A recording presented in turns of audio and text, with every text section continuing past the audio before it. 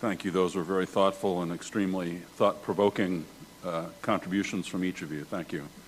The first question goes to the topic of assurance. For those of you who are not connoisseurs of this particular subject, most people who are associate the term assurance with a former British defense minister, Dennis Healey, who famously argued in the 1960s that effective deterrence of the Soviet Union required that we only be 5 or 10% credible because the cost to the Soviet Union of getting it wrong was so catastrophic. But effective assurance of our allies required 95% credibility or more because, again, if it went wrong, the price to them was catastrophic. So he pointed out this distinction between assurance and deterrence, and they're different political threshold requirements. And the question, which is probably best answered by somebody who offered a strong disclaimer up front, and may be difficult for others to answer, but I welcome comments. The question is, how are we doing?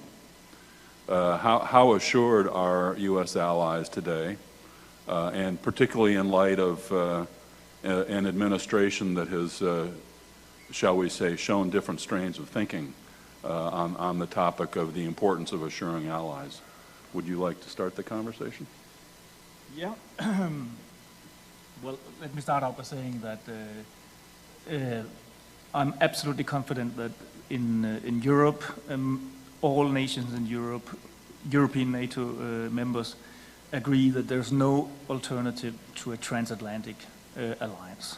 There simply is. There is no European alternative, there's no Nordic alternative. So if you go back to Lord Ismay's old formula, what is NATO there for? To keep the Russians out, the Germans down, and the Americans in. The one thing that the European can agree on is that we need to keep the Americans in.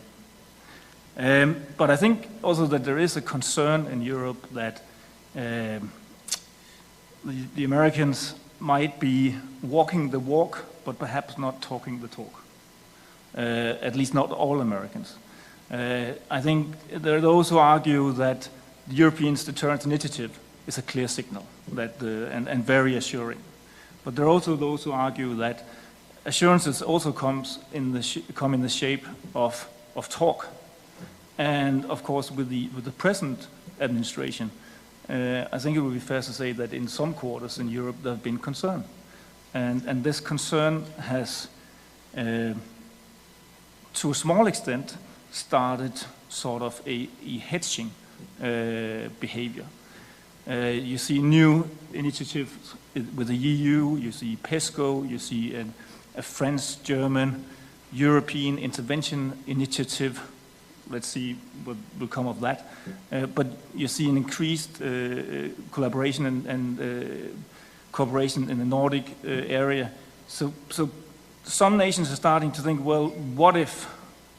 And that has led to some hedging in terms of looking out for possible, not alternatives, because there's no alternatives perhaps, but supplementing arrangement. Let me offer the opportunity to respond if anyone else would like to do so. Would you like to, Air Marshal? Yeah, so the second most fearsome thing about Dennis Healey, apart from his brain, was his eyebrows. And so he remains famous for those two. But no, I think, without commenting on the politics of this, at the military strategic level, there's absolutely no wavering in our sense of the United States' commitment to its responsibilities to itself and its relationships with its allies. So there's no sense whatsoever of any strategic wobble.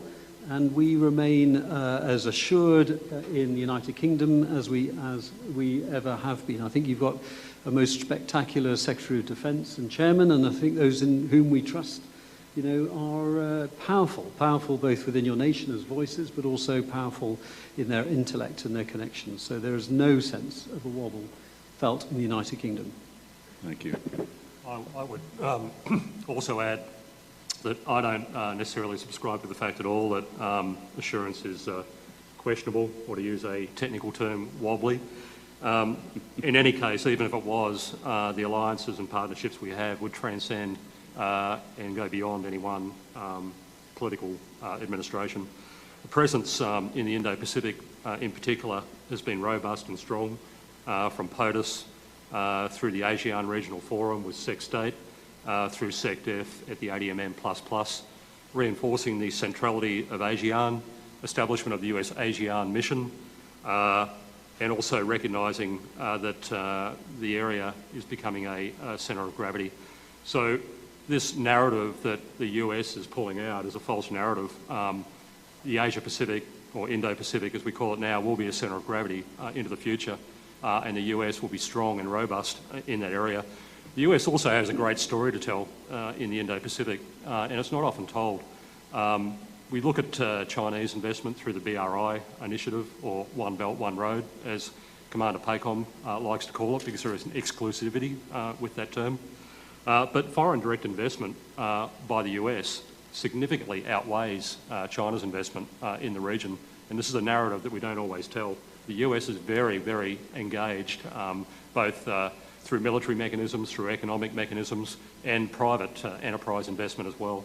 So I don't subscribe to the narrative that assurance of US presence is in any way in question. I'm happy to move on to the next question, but I'm happy to give the opportunity to anyone else. General, please. From Japanese point of view, international theory tells us that there are fear of abandonment and fear of entrapment. But from what I observed in my current job, from Japan, for me, I feel very much assured by our alliance.